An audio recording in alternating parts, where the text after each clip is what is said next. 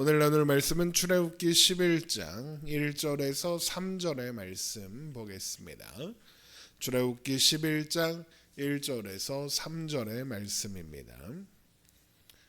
출애굽기 11장 1절에서 3절의 말씀. 출애굽기 11장 1절에서 3절 말씀 우리 한 목소리로 읽겠습니다. 여호와께서 모세에게 이르시기를 내가 이제 한 가지 재앙을 바로와 애굽에 내린 후에야 그가 너희를 여기서 내보내리라.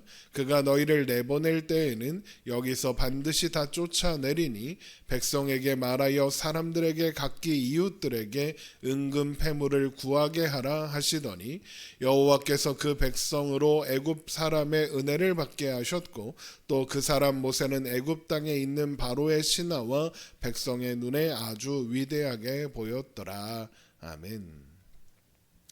애굽에 9가지나 되는 이적이 임했으나 바로는 계속해서 하나님 알기를 거절하고 있습니다.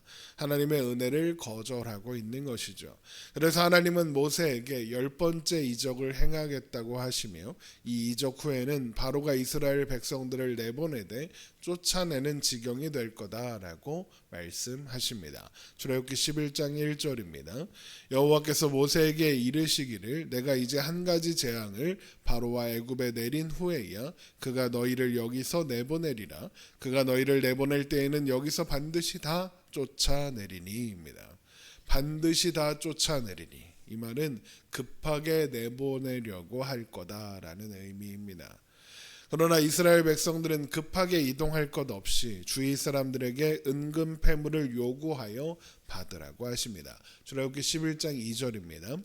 백성에게 말하여 사람들에게 각기 이웃들에게 은금 패물을 구하게 하라 하시더니 이렇게 되어 있죠. 그런데 잘 생각해 보면 이건 말이 안 됩니다. 왜냐하면 방금 애굽의 모든 장자들이 죽은 상황일 거거든요. 그렇다는 건 은금 패물을 요구하게 될 그 애굽 사람의 집 장자도 죽었다는 의미입니다. 이스라엘의 신이 자기 장자를 죽인 상황입니다. 그런데 이스라엘 사람이 와서 은금 패물을 달라고 하면 주겠습니까? 밉고 원망스럽지 않겠습니까? 그런데 하나님은 구하라고 하십니다. 그러면 어떻게 되겠습니까? 애굽 사람들이 기꺼이 내어줄 겁니다. 그러면 어떻게 그런 일이 가능해지는 겁니까? 바로 하나님께서 애굽 사람들의 눈에 모세를 위대하게 보이도록 하사 이스라엘 백성들이 애굽 사람의 은혜를 받게 하실 것이기 때문입니다. 출애굽기 11장 3절입니다. 여호와께서 그 백성으로 애굽 사람의 은혜를 받게 하셨고 또 그 사람 모세는 애굽 땅에 있는 바로의 신하와 백성의 눈에 아주 위대하게 보였더라. 애굽 사람의 은혜를 받는다는 것과 애굽 땅에 있는 바로의 신하와 백성의 눈에 모세가 아주 위대하게 보일 거라고 하시는 것은 애굽인들이 이스라엘 백성들과 모세를 크게 존중하여 호의적으로 변할 것이다 라는 의미입니다. 그러면 왜 애굽인들이 이스라엘 백성들과 모세를 크게 존중하고 호의적으로 대하겠습니까? 이스라엘과 모세가 정말 위대한 존재가 되었기 때문입니까? 아니죠. 이스라엘과 모세는 그냥 그 상태입니다. 엄밀하게 따지면 하나님께서 구별하셨을 뿐 애굽 백성과 이스라엘 백성은 같은 수준입니다. 하나도 위대하지 않습니다. 그러면 왜 애굽 사람들이 이스라엘을 위대하게 보겠습니까? 하나님 때문이죠. 애굽 사람들이 하나님의 하나님 되심을 확인하기를 직접 했기 때문입니다. 그래서 큰 슬픔을 당하였으나 기꺼이 이스라엘 사람들이 구하는 대로 은금 패물을 내줄 수밖에 없는 겁니다. 하나님이 함께하는 사람들, 하나님이 편드는 사람들에게 호의를 베푸는 것이 사는 길이다라는 것을 알게 되는 겁니다. 그런데 여기 한 사람만 언급되지 않았으니 바로 바로입니다. 바로는 끝까지 이스라엘과 모세를 존중하지 않을 것을 알 수 있는 겁니다. 그래서 바로의 신하들과 백성의 눈에 위대하게 보일 거다라고 하는 거죠. 바로는 끝까지 하나님을 존중하지 않을 겁니다. 그런데 이 말씀이 임한 것은 우리가 앞서 본 10장의 사건, 그러니까 바로가 모세에게 다시는 자기 얼굴을 볼 생각을 하지 말라고 하던 그 순간, 그래서 모세도 다시는 나도 당신 얼굴을 볼 생각이 없다라고 말하던 그 순간이었을 것 같습니다. 그렇지 않았다면 다시는 모세를 만나주지 않겠다던 바로에게 모세가 직접 하나님의 말씀을 전하기는 어려웠을 테니까요. 그래서 돌아 나오려는 그 찰나에 하나님의 말씀이 임했고, 그래서 모세는 즉시로 하나님의 말씀을 다시 선포하니 그 내용은 바로 애굽 땅에 있는 모든 처음 난 것, 왕위에 앉아있는 바로의 장자로부터 맷돌 뒤에 있는 몸종의 장자와 모든 가축의 처음 난 것까지 죽을 것이다 라는 것이었습니다. 출애굽기 11장 4절입니다. 모세가 바로에게 이르되 여호와께서 이와 같이 말씀하시기를 밤중에 내가 애굽 가운데로 들어가리니 애굽 땅에 있는 모든 처음 난 것은 왕위에 앉아 있는 바로의 장자로부터 맷돌 뒤에 있는 몸종의 장자와 모든 가축의 처음 난 것까지 죽으리니 애굽 온 땅에 전무후무한 큰 부르짖음이 있으리라. 그러나 이 일은 이스라엘 자손에게는 임하지 않을 겁니다. 출애굽기 11장 7절입니다. 그러나 이스라엘 자손에게는 사람에게나 짐승에게나 개 한 마리도 그 혀를 움직이지 아니하리니 여호와께서 애굽 사람과 이스라엘 사이를 구별하는 줄 너희가 알리라 하셨나니. 그런데 사실 이 말씀은 지금 처음 하시는 말씀이 아닙니다. 이미 출애굽기 4장 24절에서 말씀하신 바 있습니다. 우리 출애굽기 4장 22절 한번 보겠습니다. 출애굽기 4장 22절. 출애굽기 4장 22절입니다. 너는 바로에게 이르기를 여호와의 말씀에 이스라엘은 내 아들 내 장자라. 내가 내게 이르기를 내 아들을 보내주어 나를 섬기게 하라 하여도 내가 보내주기를 거절하니 내가 내 아들 내 장자를 죽이리라 하셨다 하라 하시니라. 하나님은 이스라엘을 하나님의 아들이라고 선언하시고는 내가 네 아들 너의 장자를 죽이리라 라고 하셨습니다. 이것은 하나님이 이스라엘을 아들로 삼으셨으므로 나는 그 아들, 내 자녀를 지킬 테니 바로는 너의 아들을 지켜봐라. 지킬 수 있으면 한번 해봐라 라고 하시는 겁니다. 하나님은 당연히 하나님의 아들이요 장자인 이스라엘을 구하고 지킬 수 있는데 바로는 어떠냐라고 물으시는 거죠. 그러면 어떻습니까? 바로는 자기 백성들을 지킬 수 있을까요?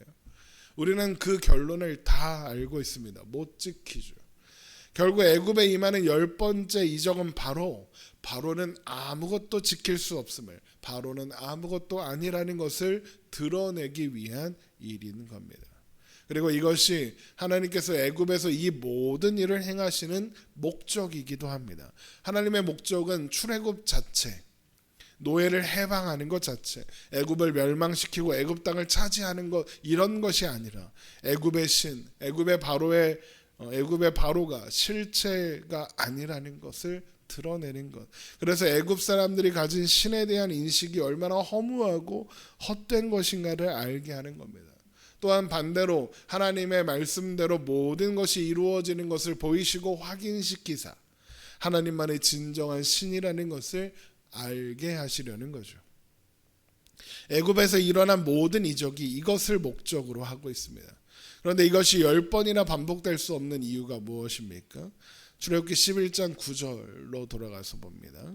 출애굽기 11장 9절. 여호와께서 모세에게 이르시기를 바로가 너희의 말을 듣지 아니하리라. 그러므로 내가 애굽 땅에서 나의 기적을 더하리라 하셨고 모세와 아론이 이 모든 기적을 바로 앞에서 행하였으나 여호와께서 바로의 마음을 완악하게 하셨으므로 그가 이스라엘 자손을 그 나라에서 보내지 아니하였더라. 바로 애굽과 바로가 알아듣지 못했기 때문입니다. 죄인이 가지는 신에 대한 관념, 인식, 종교관에 사로잡혀서 하나님을 이해하지 못하는 겁니다. 그래서 반복적인 이적이 필요했던 겁니다.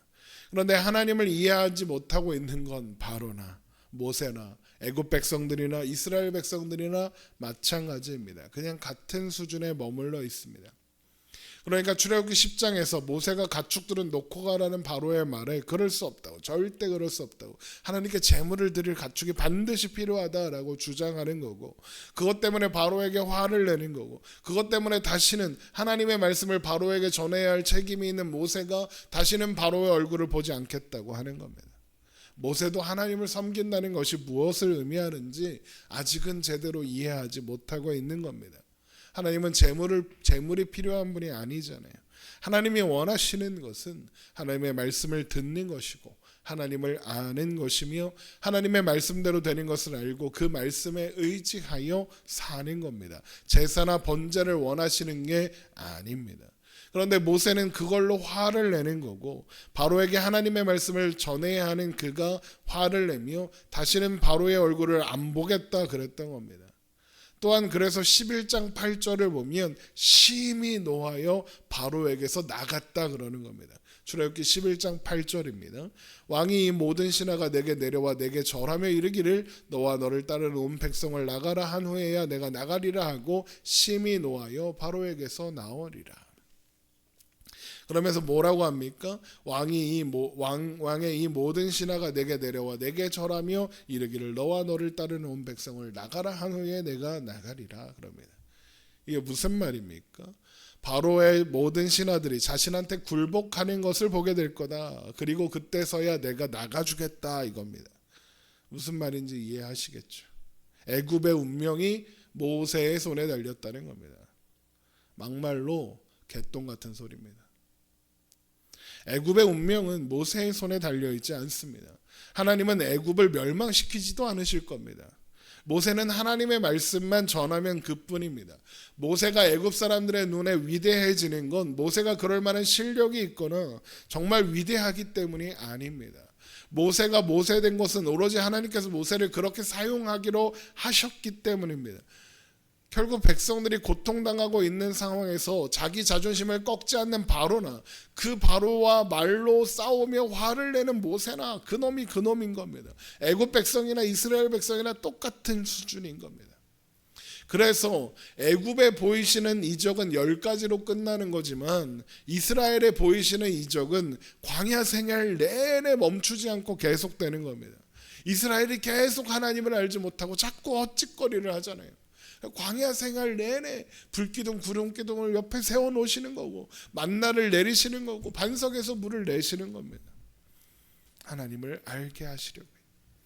그래서 이스라엘의 역사는 하나님께서 이스라엘에게 자신을 계시하시는 역사고 이스라엘이 하나님을 배우고 알아가는 역사인 겁니다. 그리고 그 계시의 끝에 예수님이 계시는 겁니다. 그리고 그런 이스라엘의 역사는 예수 그리스도로 말미암아 영적 아브라함의 자손된 우리에게로 그대로 이어지는 겁니다. 그래서 우리의 신앙의 여정은 하나님께서 자신을 우리에게 계시하시는 시간이며 우리가 하나님을 배우고 알아가는 시간이기도 한 겁니다. 그리고 그 길 끝에는 예수님이 계십니다. 그래서 베드로전서는 예수 그리스도께 나아가라라고 하는 거죠. 우리는 그렇게 하나님의 인도하심 속에 하나님을 알아가며 예수 그리스도를 향해 나아가고 있는 사람들인 겁니다.